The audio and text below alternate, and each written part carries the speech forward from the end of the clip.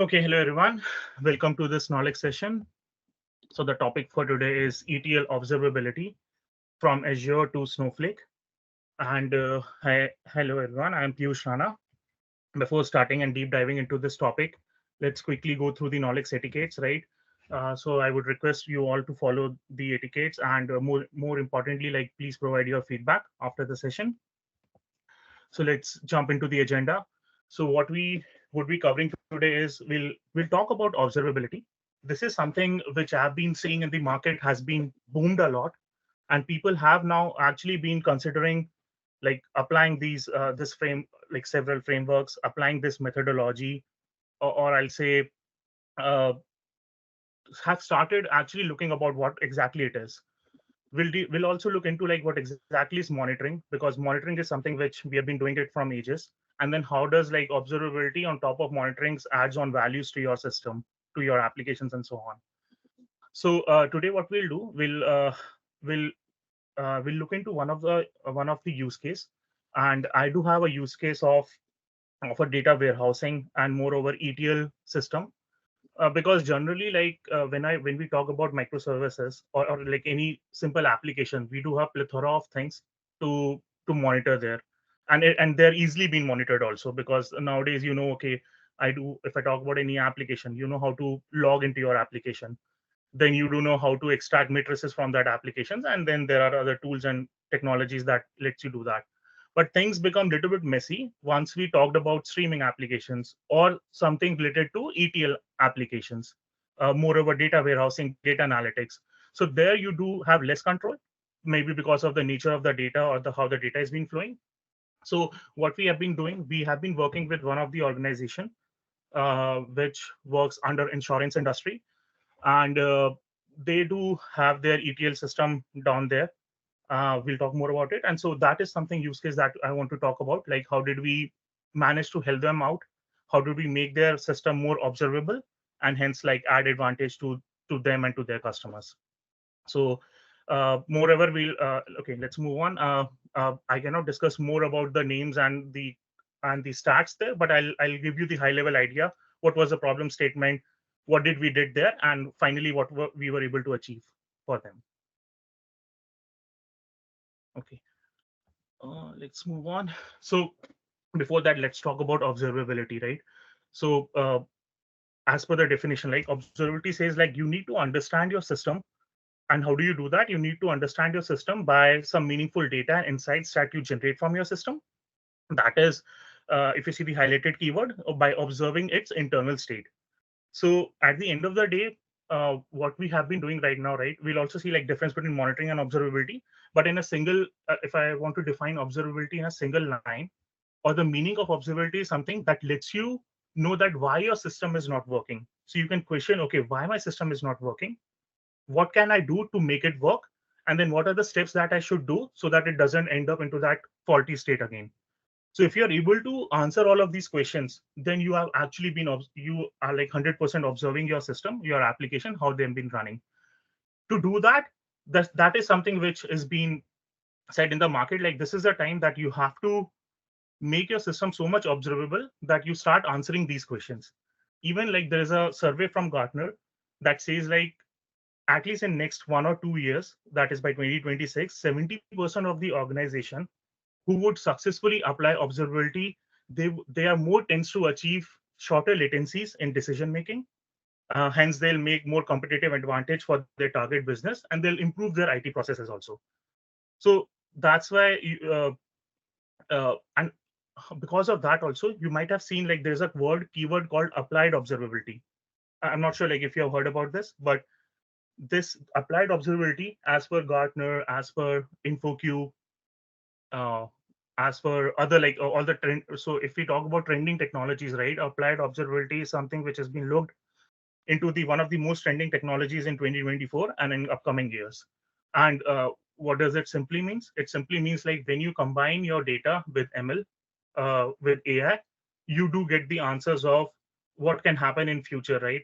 How to deal with those scenarios automatically without doing any coding, right? Without doing testing your environment again and again.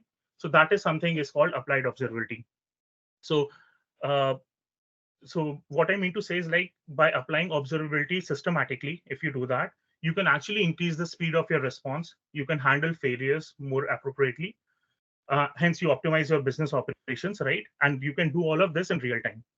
And that is what is being I've seen like companies and like all the organizations are moving towards, and they do spend well worthy amount of time to like make their system more competent and more observed.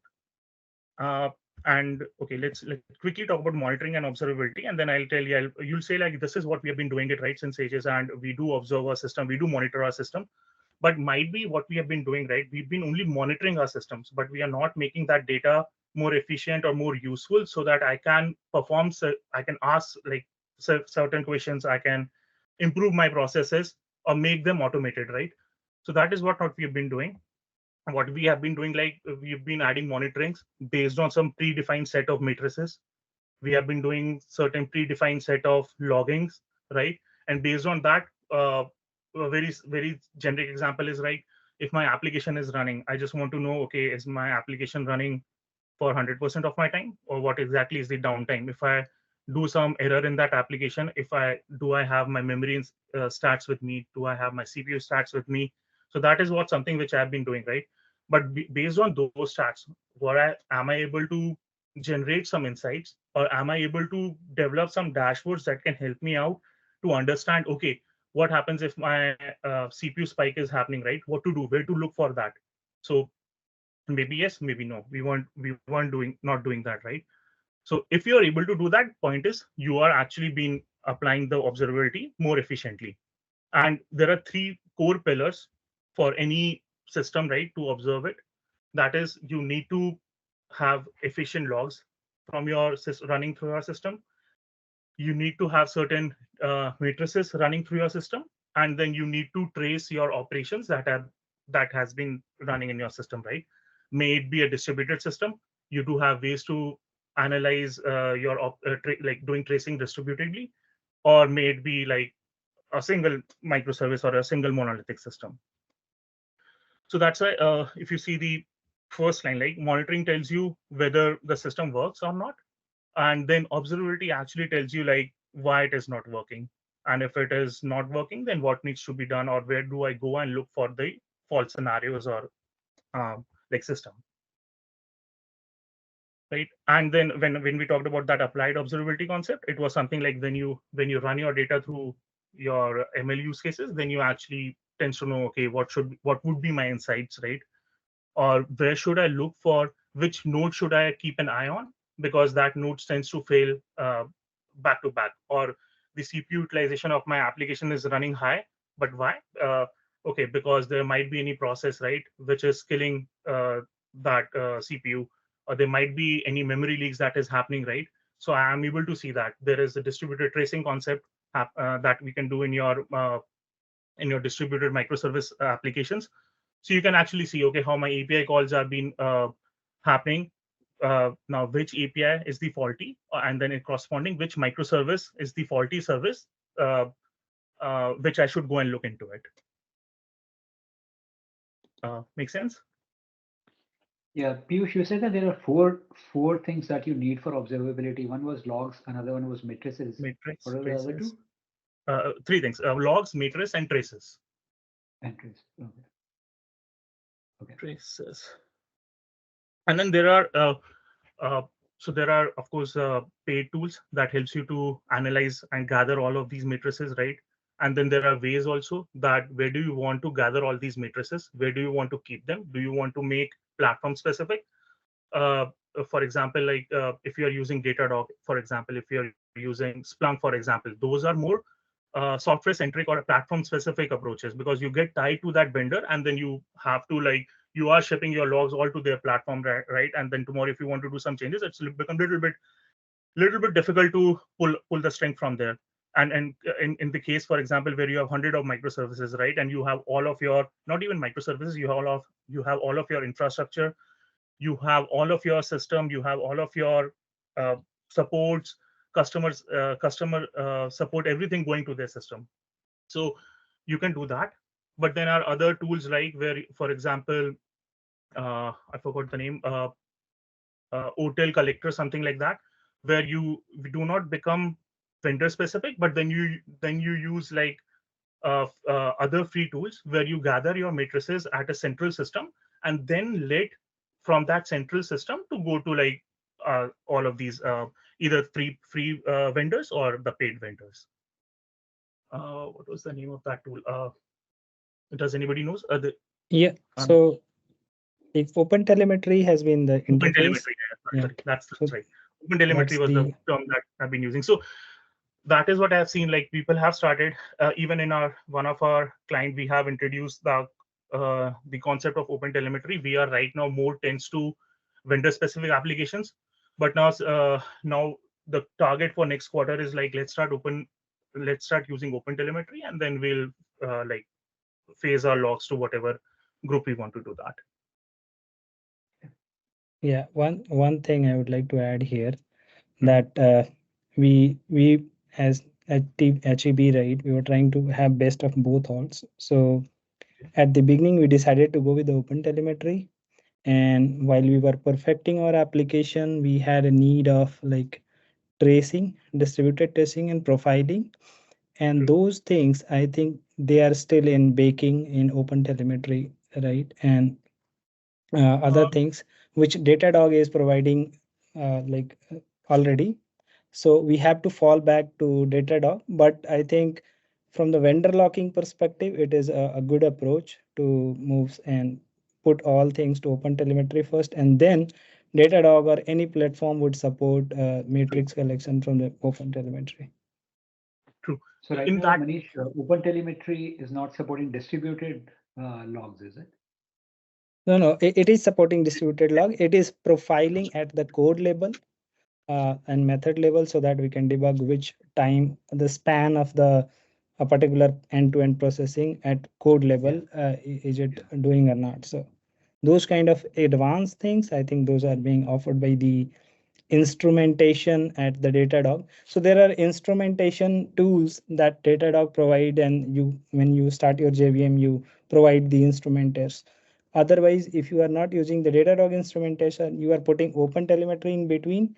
You have to instrument using the open telemetry jar, and then you run your open telemetry collectors. And so yeah, so when you so use the data instrumenter at the Datadog level, then you get the profiling things available in the Datadog.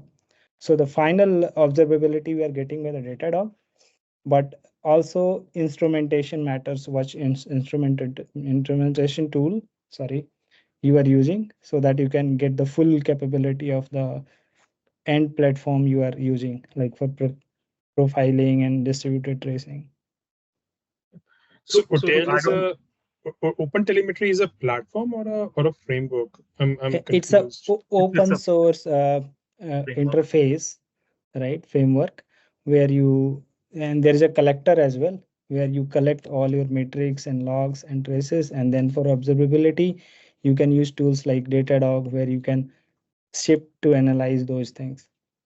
Yeah, that's fine. But I, as far as I understand, OTel doesn't provide you distributed tracing. And the reason I'm saying that, like, for example, I want to trace a particular request across multiple microservices, not just across microservices. I want to trace it across my different components. For example, like I want to trace my request across which DB it is passing through, which components like Kafka streams it is passing through, right? Mhm. Because in microservices, there is nothing, one service handles everything, right? So a request can go through multiple services. So for example, if my request goes through a DB, then streams and everything else, then I want to know what's the total tracing there. And that OTel doesn't tells you. So I don't think Yeah, OpenTelemetry gives you distributed tracing, if no, I'm Yeah, it right. yeah, doesn't. So you are yeah. right. So open telemetry is not a framework to give you all of these stats, right? Open telemetry is only a framework that lets you collect your logs at a centralized place. Then at the end of the day, you have to use other tools. So there are open tools. For example, Yagar is one of the open tool. Kali is one of the open tool, right? You using those tools, you can get all of your distributed tracing, whatever stats or whatever instrumentation you want. But the only thing that OpenTelemetry was providing you is to forget the vendor locking and get your matrices at least at one place, and then you use whatever tool you want to use. You want to use paid tools, you want to use unpaid tools, you can do that. Got it. Because I just got confused with the word that yes, it provides distributed tracing. So I thought that if I can't do that, then there might be something I'm missing. True. That's correct. Okay. Okay. So moving on. So let's check on. Let's come to that use case, right? So as I told, like we've been working with an insurance tech giant company who handles the insurance industry. So they do have multiple vendors with them. They do have multiple customers that they provide insurance products and services. So what was happening with them is that because of multiple vendors, and when I say multiple, like those are in thousands and thousands, so they do get the data from those vendors and their subsequent customers in their on-premises SQL server. So we were using, for example, say we are using Azure here as the cloud.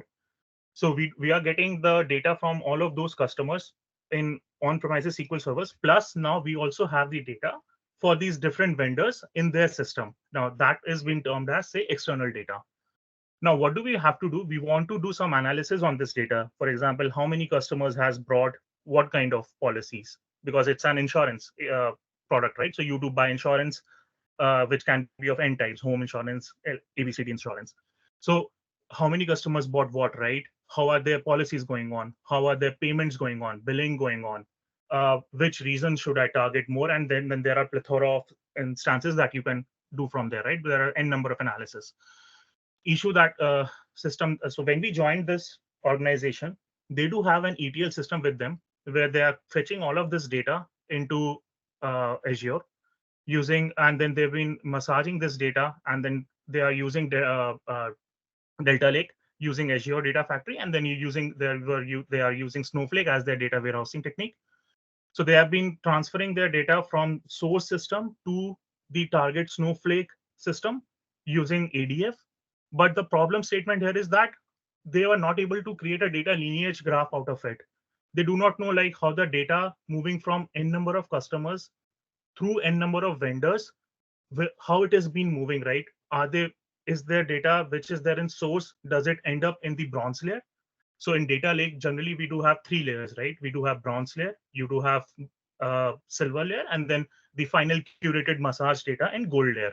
So there was no stats or no lineage present. Like, was my data that ends up into gold layer? Was it is it the 100% data, or did I miss something from my source system? My source were my external data and my SQL servers, right? That contains the client data. So there was no data validation down there. Everything is running, I'll say, on God grace. So then at the end of the day, there were no monitoring, right? There were no observability. There were alerting is leave alerting. Then clients are asking them again and again the same question. You are showing me this report. How do you back up this thing? This, for example, they tell, oh, I didn't see like this customer has paid this much amount. How do you say like 90% of the customers are paying 100% of my billing at correct time, right? The support teams are blank, right? They have to go and ask the developers. Then developers go start digging up the tables. They do reverse engineering, and it takes like n number of days to accomplish this thing. Then you have like different teams. It's not about client support. Then there are stakeholders. There are data engineering team. There are first-hand support client team. Then client also want to analyze and see their data, right? So this was the problem statement which was there. And then we as the Nashtec went towards started this project. And then I'll just let you know what exactly are we able to achieve. So this is what we have achieved with them. So now we do have end-to-end system monitoring and observability for their system.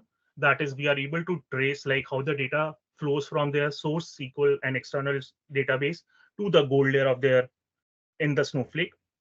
We do have several dashboards for different teams, as I told you, like for the client support team, then for the customer developers team, then our data engineers team, then the stakeholders team, for the dashboard for the stakeholders and the owners, for multi-tenant and multi-environment basis. So we are able to build those. If you want to drill down a little, right, we do have detailed dashboards for to analyze how data has been moved from which table to what table. Then we do have mappings from we do have aggregates based on, for example, this is the geo data for that customer or for this particular vendor. So you can showcase, okay, what exactly is happening in that geolocation for a particular vendor. Then if those customers data has been moving, how much percentage of that data actually has ended up into the gold layer, where how much data becomes faulty data, or how much data was not moved due to XYZ reasons. uh, we are able to control the log levels, again, like based on the teams, how do I want to present the data to whatever team, we do have the log level based on that. And then at the end of the day, we do have use dashboards like from Splunk, from Snowflake, from powerBIs, so that we can bifurcate how do we want to export these reports and export these matrices to different teams. For example, Splunk is being used by the internal company developers or data engineers. Then Snowflake dashboards are being used either to the clients or to a subsections of stakeholders.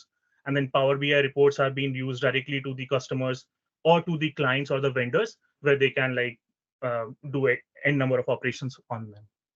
So this was what we have been achieved. And now you see, yes, we have been to a little bit vendor specific products. For example, Power BI, for example, Splunk for our monitoring and observability, Snowflake internal dashboard monitoring using Snowflake, and then Power BI again for visualization and all.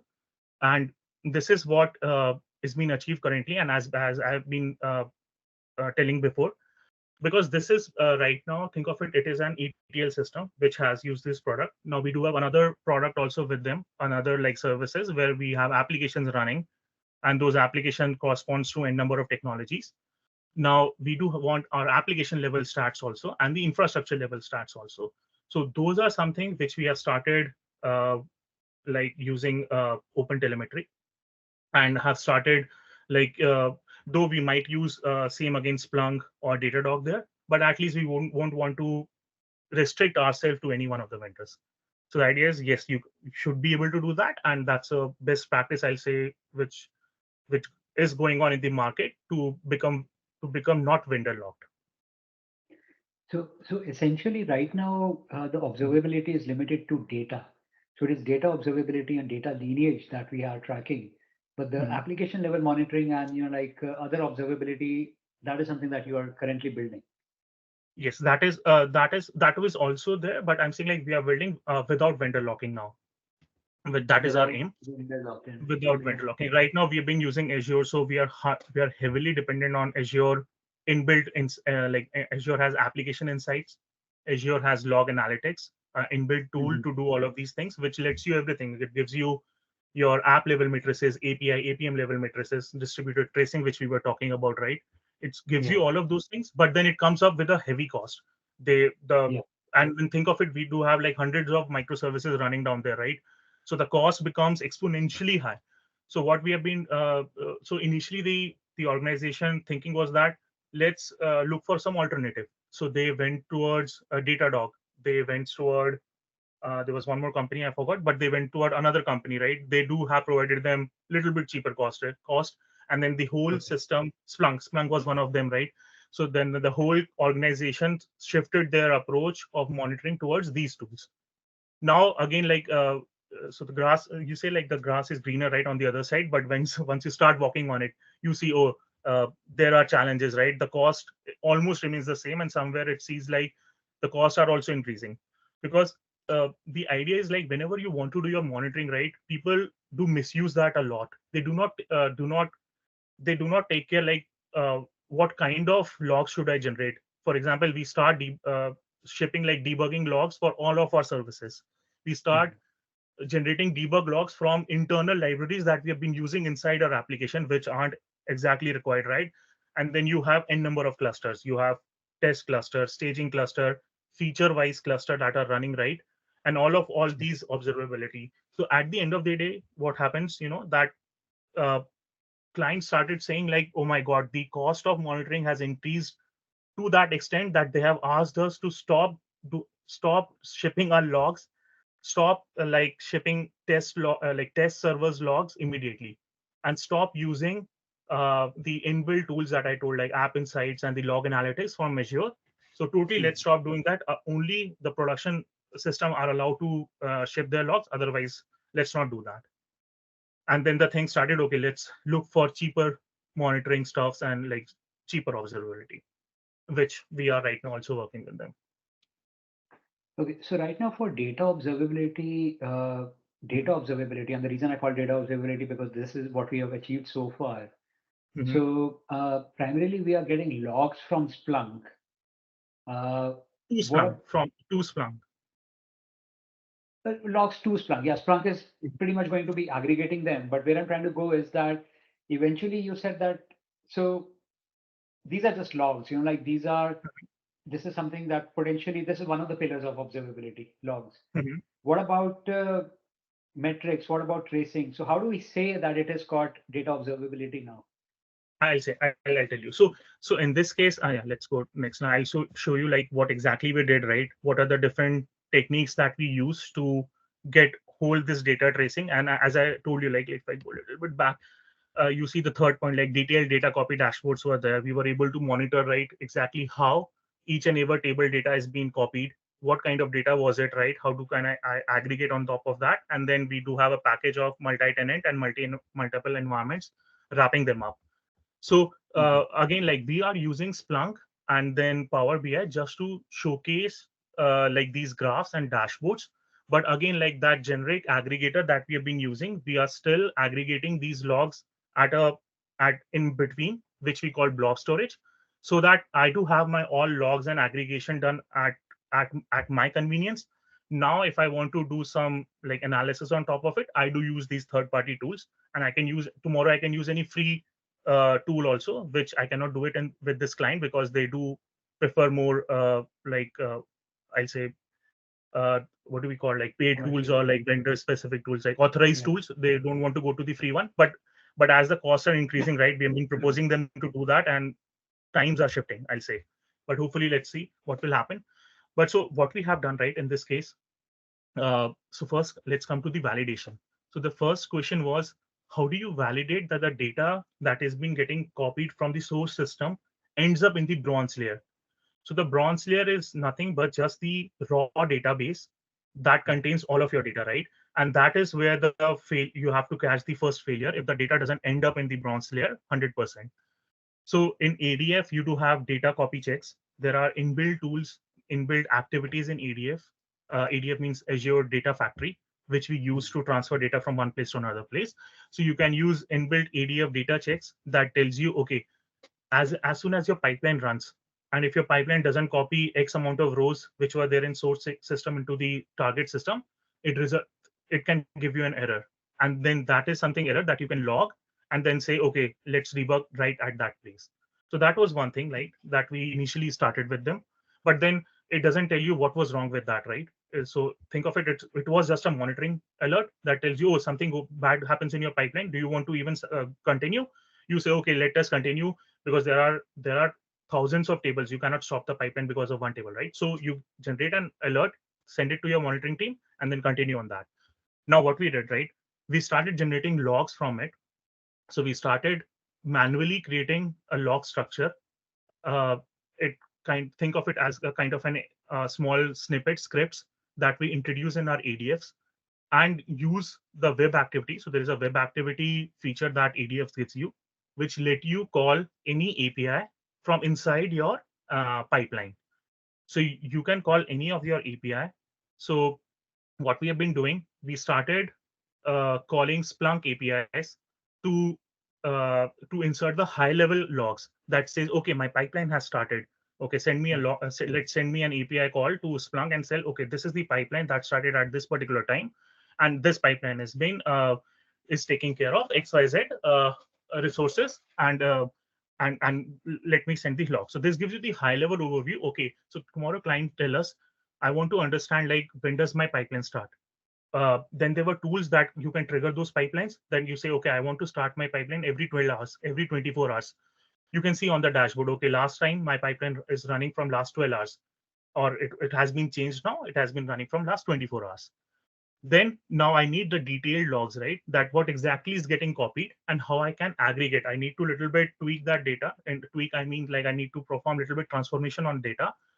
So you can, so what we started doing that in the pipelines, wrote the custom code, UDFs basically in that, and started transferring those logs to a middle layer storage, which we call blob storage or Gen 2 storage.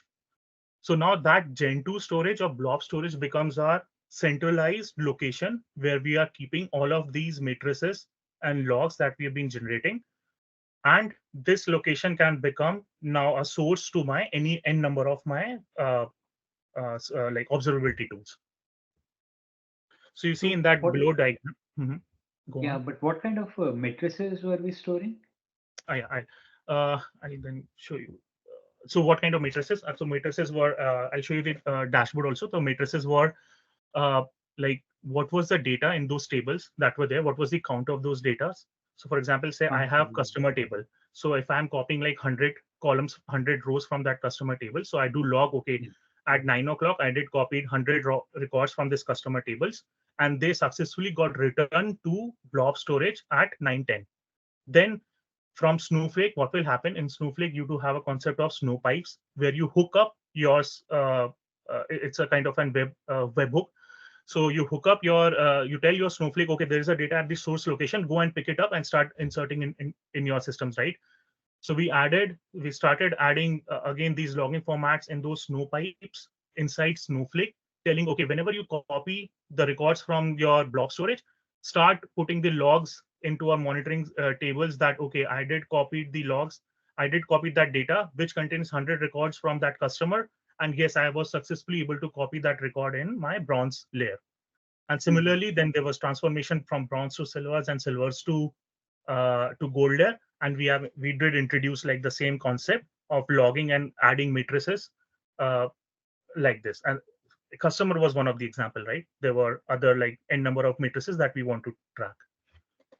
So this was one thing which we did. So another beauty of this blob storage approach is one more thing, that you do not want to copy this whole data into your observability system or any third-party system that you want to analyze this data, right? So Snowflake and eventually every data warehousing tool or migration tool has this feature of called external tables, or to refer something externally without copying that data inside its system, right? So the other advantage that we got from this blob copying the data to Gen 2 or blob storage is that I simply started creating, if I want to do some aggregation on this logs that I had, right? I simply have to point my Snowflake to these external drives and tell them, okay, this is where your data is written. If you want to just refer to it, just refer to it. If you want to really want to do some computation, yes, at that time, you need to copy that data into Snowflake system or to Power BI. For example, we were doing some computation on Power BI that requires us again to copy that data from external tables to inside Snowflake. But then that again depends upon requirement. So this is something which we were able to use. And the beauty was that there are 100 of Snowflake instances. So we were able to, as per client, so each client has its own Snowflake instance, right? And then you do have organization instance. I'll come up to that organization instance also and the advantage of that. But each client has its own Snowflake instance. So this all thing was being managed per tenant wise. Tenant means client, into its own Snowflake instances, into its own blob storage. So the security and the data encapsulation has been taken care again. And everything has runs per client basis. And now if I want to aggregate and make a common dashboard, say for my stakeholders or for my data engineering team per tenant wise, I just have to move all of this per tenant data into one main organization account, which I just said, like we do. Snowflake also gives you a common organization account where you can do all of these aggregations. And that's why the fourth point that you see in this graph is called listing in Snowflake. And we'll talk more about Snowflake features, I think, going forward. But then we were able to use this feature called listing, which actually tells you to aggregate the data from multiple tenants into one of your organization account keeping in mind the security constraints and the data copy sharing constraints that you have. So in short, right? In short, the idea was to observe their system, which we are able to do that. These are some of the methods that I have written here, which we were able to do it. We were using Parquet files. Again, you have noticed, like I've written, we were using Parquet log files, which are more performant than other like row-based databases, because Parquet is a columnar data type. So we did a quick POC, like which format would be faster, which format would require less space in blob storage, would be more easier to read, and would be more easier when it comes to schema evaluation. So Parquet was one of the format that suits best for this client, and we went through that. Then there were other activities like we need to consolidate those files, we need to aggregate those files so that the file do not become large, right? We have to take care of moving the older files to stale storage, so that for historical analysis, if you still want to do that, or either remove them up after a certain amount of time if you're not required. So all of these things are also taken care. Then individual graphs, I told you. I'll quickly showcase like one of the dashboard that is being exposed to client. Now see like client can see, okay, how is my pipeline running? So if the number of records that are get copied from your source table to the middle layer is equal to the middle layer to your Snowflake, then your pipelines are of course healthy. So client can see he can change the time period, and he can see, okay, on this particular date, what was the stats. If everything was good, then everything was good. If there was issues, then which all tables actually resulted into error, how many rows, how many records did I lose because of that error. Then uh, I know the tables, right? Okay, I know the tables. Then what was that process that was responsible to insert into that table? I do log that process also. So now it becomes very easy for a data engineer or a client to say that, guys, this particular customer data has been missing, and I can see that it's not there in that report. Can you go and check this particular table, which started on this particular day due to this process? Where exactly, like what exactly went wrong, right? So it becomes very easy for like any debugger or developer to debug it, and then that's how we've been working right now. When the client sees this dashboard, for the client, is this observability data or is this monitoring data? Because like it This just is tells me. observability. This is Okay. observability, because you can see like you can actually see if the things are wrong, where exactly the things are wrong.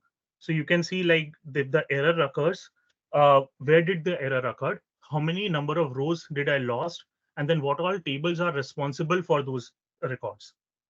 So in this, I see that it is not healthy. Like probably there were like 1.12K rows, but then eventually the number of records in Snowflake is much larger. This is a And test. This is a test environment. Yeah, don't go on the okay, records. This is a test environment because we might be running a test again and again. So okay, somebody would have ran these Snowflake pipelines n number of times. That has resulted okay. into like much larger records, and not the Yeah, ETL but what pipeline I'm trying to understand that the why is getting answered in that below. that block where you have snowpipe data copy error, is it? So Yes, little. okay, True. And this is one yes, this is how you can do that. And then you can also, like, if I want to dig more deeper, right, which process was responsible, I can list down that process, but then client do not want to know that process, right? Or okay. which if exactly function resulted into that error.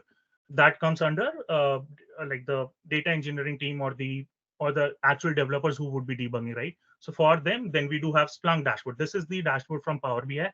I didn't mention that up, but this is the dashboard from Power BI, which has been exposed to customers. We do have Splunk dashboards for high level stakeholders and owners to look how exactly the system has been working on, which I have shown like Yeah. in the previous slide, that the generic information that pipeline has started, pipeline has stopped, pipeline ran successfully goes to Splunk. And then the detailed errors, then we do have other dashboards for detailed uh, analysis, either for your developers or for your data engineers. So Okay. yeah, so this observability dashboard that shown snowpipe data copy error, is it showing the table name that is configured, or it is like inferring on its own and you don't have to configure anything and it's going to infer things on its own, and it might include some other factors which are causing the errors? So is it configured already, or it is like doing it It on is its own? it is inferred from the logs that has been generated. So the logs that we added, the custom logs that we added in the pipelines, through that, if something happens, though all are parameterized like logs, which actually infer which table resulted into error, get the name from that application or the task that has been running, and then the error, also the generic error that is being generated from that application or task. So the crux contains in the logs that how do you generate them up, where do you keep them up, and then finally, uh, before showing to user, what aggregation or what like computation do you want to do. So in this graph, there is no computation, of course, but say tomorrow you, because you do have the like the all data what happens in your pipeline, you if you want to tomorrow aggregate something and group by some particular tenant or particular customer or particular reason, geolocation, etc., you are most ready to do that. And even you can do that in these observability tools also. Power BI gives you that example, gives you that capability to write your aggregation logic and all. Splunk gives you that capability, and Snowflake, I don't know, but at least yes, these two gives you those capabilities to do that. I see. So you get the logs, you get the metrics because you know the Mhm. number of data records in a table and so on and so forth. What Mhm. about the trace part of it? Tracing is something which is not required here uh, because right, this is only one step process. The data from source was getting into the bronze layer. So Yeah. so in that sense, the tracing comes. Let me see if I do have that. The tracing would come. I don't. So yeah, sorry. The tracing would come. Tracing would come in that sense that you do have the capability to say that okay, from my ADF to blob storage, what happened? Then from blob to silver layer, what happened? And then from silver to gold layer, what happened? So there are three like tasks or three stages. So through this, we'll be able to will give the user the high level idea on all these three stages, what exactly happened, how many rows got copied, and what all task ran. So there Hmm. comes the tracing part, but Okay. not in a single scenario.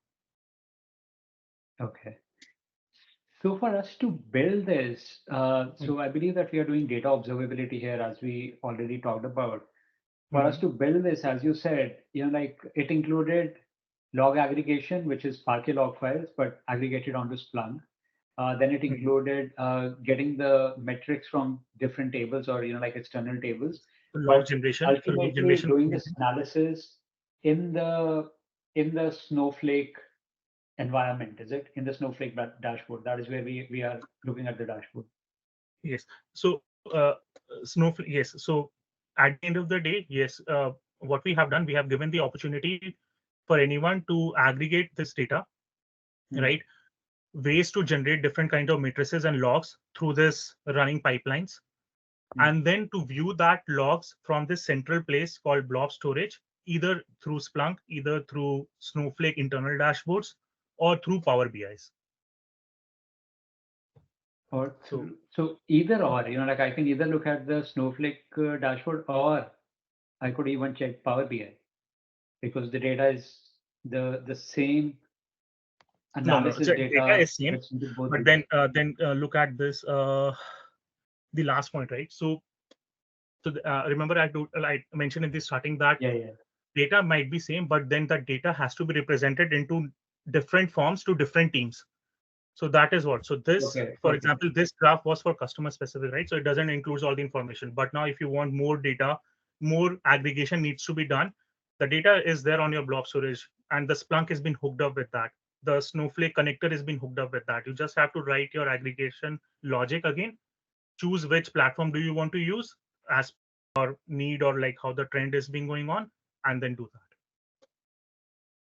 Okay. Okay. Yep. So this was the high level, right? Problem statement, solution, where we are right now.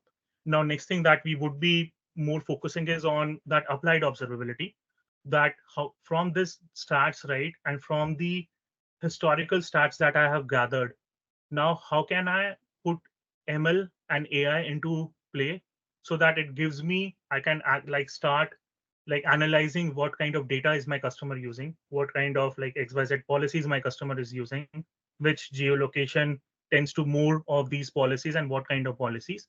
So now we have started like working with our client and have started building an MLAI product, which gives you to run different kind of models, our pre-aggregated computations and models that we have on top of this data that has been gathered through this process, plus any external data that their vendors have with them. They can easily import their external data into the customer's subscription and can use our AI/ML tool to do their analysis.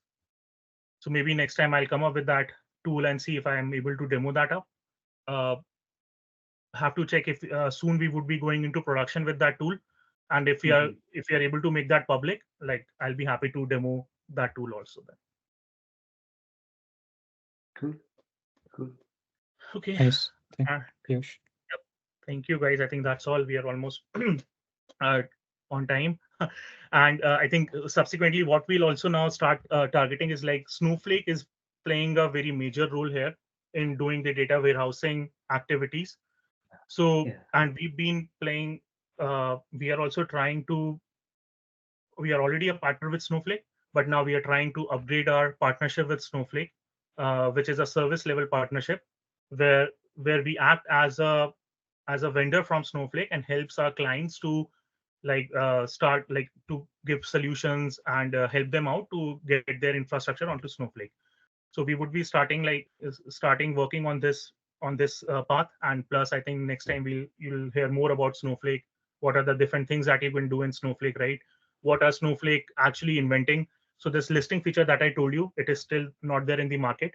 It has been privately provided to the deemed customers. So and still it has been in a very naive stage. Snowflake and us are working on the automation part of this. So on 15th April, that is this coming Monday, they would be launching the automation part for this listing approach, but still under private preview. And then let's see when does it comes to the marketplace. So we'll cover up all these topics, right, and see how you can do marvelous thing using data engineering and data warehousing. Okay, thank you guys. Thank you for this short and quick knowledge.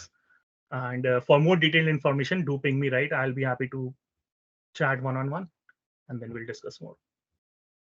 Sounds good. Thank you, Piyush. Thanks, Thank Piyush. you.